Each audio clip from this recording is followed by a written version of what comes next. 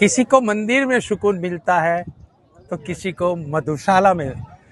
દોસ્તો આજે હું તમને બહુ ઇમ્પોર્ટન્ટ અને તમને જાણવા જેવી વાત કહું છું.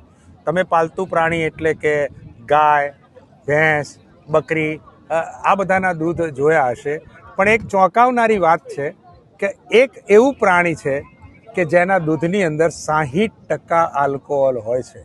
જો કે મનુષ્યને પીવા માટે ખતરનાક છે અને ખરાબ પણ છે, પરંતુ એના દૂધમાં એટલે કે 60% આલ્કોહોલ છે અને એ પ્રાણીનું નામ છે માદા હાથી.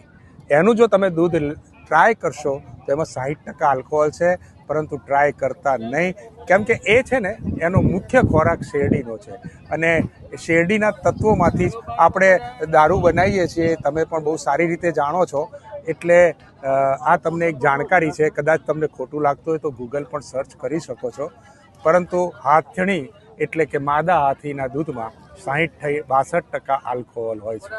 ધન્યવાદ.